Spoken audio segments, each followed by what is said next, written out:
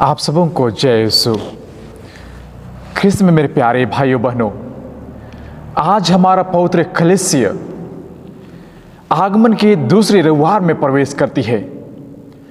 हम सबों ने बीते रविवार को पहला आगमन में होप अर्थात आशा की वह संदेश लेकर हम आए थे, और दूसरा रविवार में हम सभी लोग वह प्रेम, वह शांति, वह लव, उसका संदेश लेकर आज हमारा पवित्र कलीसिया आती है। और हम सभी जानते हैं यह प्रेम, आशा, जो प्रेम हम आज पवित्र कलीसिया में बांटते हैं, वह सभी हमारे धर्म के अनुसार बताया जाता है। और यह जो प्रेम होती है, हमारा रिलीजन, हमारा धर्म ही बताती है। आप सभी जानते हैं, कई सारे लोग हमसे पूछते हैं कि आपका धर्म क्या है, तो हम में से कई सारे लोग कतराते हैं, क्योंकि लोग हमसे घृणा करते हैं। और हमें कतराने की आवश्यकता नहीं है। यदि कोई हमसे पूछे कि आपका धर्म क्या है, तो हम अच्छे रूप से कह सकते हैं कि हमारा धर्म एक शांति का धर्म है। हम मानवता पर विश्वास करते हैं, हमारा धर्म ही है शांति, कोई उसे नकार नहीं सकता है। लोग यही कहेंगे कि आपका धर्म बताइए, तो आप पूर्ण रूप से यह कह सकते हैं कि हमारा धर्म ही प्रेम है, हमारा धर्म ही मानवता है। तब लोग समझ जाएंगे कि आपका धर्म एक ख्रिस्तीय धर्म स्वीकार किए हैं। और उसी चीज को हमारे प्रभु ईसा मसीह भी संदेश लेकर आते हैं कि हमारा धर्म प्रेम है। हम जानते हैं, एक बार की बात है कि किसी व्यक्ति ने किसी का हत्या करके वह भाग रहा था, वह लोगों से बच रहा था, और किसी व्यक्ति को जाकर कहा कि मुझे बचा लीजिए, मुझे लोग मारने वाले हैं। उसके पूरे शरीर में, उसके कपड़ों पर खून लगा हुआ था। और उसे देखकर एक धर्मी व्यक्ति ने, एक ख्रिस्तीय व्यक्ति ने उसे कहा कि आप हमारे कपड़ों को ले लीजिए और पहन लीजिए।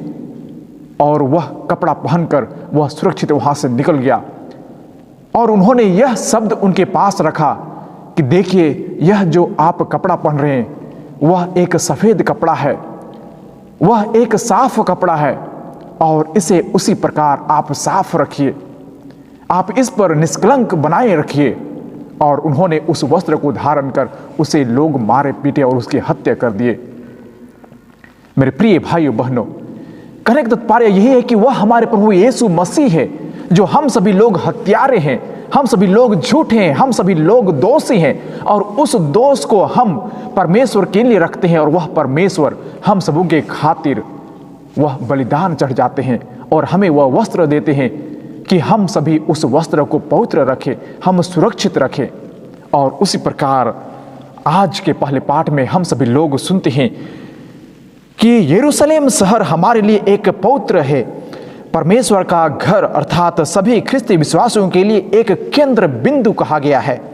और इसीलिए परमेश्वर का वचन हमेशा यरूशलेम के नाम पर ही हमें संदेश, हम मनुष्यों के लिए वह संदेश भेजते हैं कि हम सभी शोक और संताप के वस्त्र उतार कर हम सदा के लिए, हमेशा के लिए महिमा और सौंदर्य को धारण कर ले।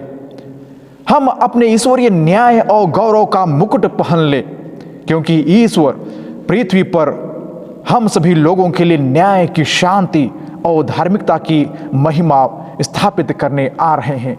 हम सभी मनुष्य को इस धरा पर परमेश्वर दुख और तरह तरह के चीजों से, हमें चिंताओं से डूबे रहने के लिए नहीं, लेकिन हमें हर प्रकार के चीजों से उभर कर हमें वह शांति का राजा हमें वापस लेने के लिए इस धरा पर आने वाले हैं। और इसीलिए आज के पाठों में भी हम सुनते हैं, नबी बारूक के ग्रंथ, यशायाह के ग्रंथ, लूक, मार्क के ग्रंथ में हम पढ़ते हैं कि प्रभु यीशु मसीह कहते हैं कि प्रभु का मार्ग तैयार करो, हर पहाड़ी समतल की जाए और उबड़ खाबड़ रास्ते को बराबर कर दी जाए। तो क्या हम सभी लोग उबड़ खाबड़ पहाड़ पर्वत को समतल करने के लिए आज ही क्या हम सभी लोग कुदाल, गैंता सभी लेकर सभी पहाड़ों को धस दिया जाए, मतलब उन्हें सभी को समतल किया जाए? परमेश्वर का वचन यह नहीं कहता है, लेकिन हम यदि इसका अर्थ निकालना चाहे तो बहुत ही सुंदर अर्थ हमारे लिए समझाया जा सकता है। क्योंकि धर्म ग्रंथ का यह कहता है कि निर्जन प्रदेश में पुकारने वालों की आवाज प्रभु का मार्ग तैयार करो। निर्जन प्रदेश में कौन रहते हैं? निर्जन प्रदेश में रहने वाले लोग हम सभी लोग हैं जो एकांत में रहते हैं, जो चिंताओं में, निराशा में, अकेलापन में हम जी रहे हैं। वे सभी लोग अंतर आत्मा की आवाज सुने और अपनी छल कपट, अपनी चाल व्यवहार को प्रभु के मार्ग पर हम ले चले। और प्रभु का वचन आगे कहता है कि उसके पथ सीधे कर दो, अर्थात हम दूसरों के रास्ते पर कांटे नहीं बिछाएं, बल्कि हम फूल, प्रेम, मेल मिलाप का रास्ता खोले, हम दूसरों को सुख सुविधा प्रदान करें। और आगे के वचन में भी परमेश्वर का शब्द कहता है कि हर एक घाटी को भर दी जाए। कहने का तात्पर्य यह है कि हम अपने अंदर की ईर्ष्या, द्वेष, पश्चाताप, जो पक्षपात होती है, उसकी खाई होती है, हम लोगों के प्रति कुछ सॉफ्ट कॉर्नर होती है, हम कुछ लोगों के लिए थोड़ा सा जगह रखते हैं, उन सभी चीज़ों को हम हटाकर सबके प्रति एक समान दृष्टिकोण से हम देखें। हम किसी किसी के प्रति थोड़ा ज़्यादा दया भाव दिखाते हैं, हम उनके लिए थोड़ा सा रिजर्व टाइप का होते हैं, हम उस प्रकार का दया भाव नहीं दिखाएं, लेकिन हम सभी लोगों को एक समान देखें। और आगे का वचन में हम पढ़ते हैं कि हर एक पहाड़ी और पहाड़ को समतल कर दिया जाए।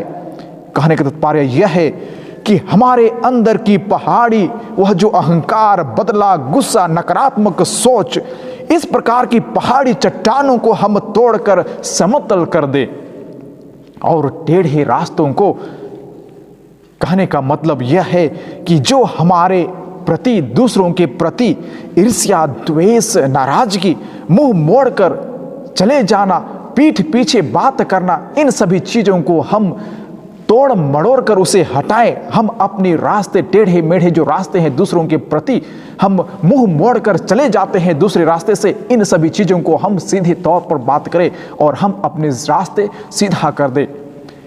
इन्हीं वचनों को परमेश्वर हमेशा हमें याद दिलाते हैं कि ऊबड़ खाबड़ रास्ते बराबर कर दिए जाए। इसका मतलब यह है कि मनमुटाव, लड़ाई झगड़ा, उतार चढ़ाव जो हम पर भूल और कई तरह के पापों से हम अपना रिश्ता तोड़ देते हैं, इन सभी चीज़ों को हम मेल मिलाप के द्वारा, हम संगी संबंधियों के साथ अपना रिश्ता फिर से जोड़कर हम उस रास्ते को, उस संबंध को हम फिर से जोड़ने की कोशिश करें। जैसे आप सभी जानते हैं, जब मेहमान होती है, शादी होती है, तो लोग गाना गाते हैं कि समदो समदी अमके गोसा माना। मतलब हम जो भी कार्य करते हैं, हम सभी भूल कर फिर से हम सही रास्ते पर, हम प्रेम की रास्ते पर चलना स्वीकार करें और तभी हम फिर से मेल मिलाप का संस्कार को अपनाकर हम लोगों के प्रति मुक्ति का विधान का दर्शन कर सकेंगे। और इसी प्रकार मुक्ति विधान को संत पौलुस आकलन करके हमें बताते हैं, फिलिपियों के नाम हमें समझाना चाहते हैं कि आप सभी प्रारंभ से ही अब तक सुसमाचार के कार्यों को पूर्ण रूप से सहयोग एवं योगदान करते आ रहे हैं। यह सेवा ईसा मसीह के प्रेम से प्रेरित होकर कर रहे हैं। इसलिए मेरा आप लोगों से यह रिश्ता प्रेम चाहत बनी हुई है। और आज हम जानते हैं, हम सभी ख्रिस्तीय लोग एक दूसरे के प्रति वह जो सहयोग, प्रेम, वह जो हम सेवा भाव रखते हैं, वह हम ख्रिस्ती होने के नाम पर ही करते हैं। आप जानते हैं, हमारे विदेश से कई सारे फादर सिस्टर लोग, कई सारे ख्रिस्ती लोग सहयोग देते हैं। कई सारे हमारे नेताएं यह बात कर रहे थे कि यदि हम भारतीय लोगों को, भारतीय ख्रिस्तीय लोगों को हम प्रताड़ित करेंगे, हम उन पर दोष लगाएंगे, यदि हम उन्हें सताएंगे, तो शायद हो सकता है कि जो हम विदेश से वह जो सहयोग मिलती है, वह सहयोग हमारे लिए बंद कर दिया जाएगा। इसलिए सभी भारतीय पॉलिटिशियन, ये जो राजनीतिक नेताएं होते हैं, वे हम ख्रिस्ती लोगों से डरते हैं, क्योंकि यदि ख्रिस्ती लोग पर प्रताड़ित किया जाए तो विदेश से भी उन लोगों को प्रताड़ित किया जाएगा, उनका कोई मान मर्यादा नहीं किया जाएगा। इसलिए हमारे भारतीय लोग इसलिए डरते हैं। इसलिए हम ख्रिस्ती होने के नाते हम सभी एक साथ जोड़े हुए हैं। और आज के पाठों को गौर करें तो कई सारे विश्व के बड़े बड़े नेता, गुरु कहे जाने वाले लोग भी ईसा के पथ पर ही चलकर वे महानता प्राप्त किए हैं। जैसे आप जानते हैं Nelson Mandela, Mahatma Gandhi, Mother Teresa, Martin Luther जैसे बड़े बड़े लोग यीशु मसीह के रास्ते पर चलकर उनके वचनों को सुनाकर वे बड़े महान नेता बन गए हैं। और मार्टिन लूथर यह भी कहता है कि मेरा यह एक सपना है कि सभी मनुष्य एक बराबर का दर्जा अपनाए। वह जो स्वामी और सेवक का बच्चा होते हैं वे भी एक साथ बैठकर खाना खाया करे, और सभी काले गोरे जात पात का यह सभी लोग मेल मिलाप से भाईचारा का भाव उन पर उत्पन्न हो। और आप जानते हैं मार्टिन लूथर यह भी कहा है कि हम सभी लोग जो परमेश्वर का वचन को सुनते हैं और सुनकर यदि हम उसका प्रचार प्रसार नहीं करते हैं तो हम सभी ख्रिस्ती होने के नाते भी हम गैर ख्रिस्ती में भी वापस चले जाते हैं, क्योंकि हम सुसमाचार का प्रचार नहीं करते हैं। इसलिए आइए हम सभी परमेश्वर के वचन को मनन चिंतन करें, गौर करें, और हम परमेश्वर के वचन को दूसरों के प्रति हम फैलाने की कोशिश करें। आइए हम सभी कुछ देर मौन रहें और हम परमेश्वर से प्रार्थना करें कि वह जो प्रेम शांति का यह जो आगमन काल हमारे लिए सोचने के लिए समय दिए हैं, इस पर हम ज़्यादा गौर करें और वह शांति को हम दूसरों के लिए भी बांटें।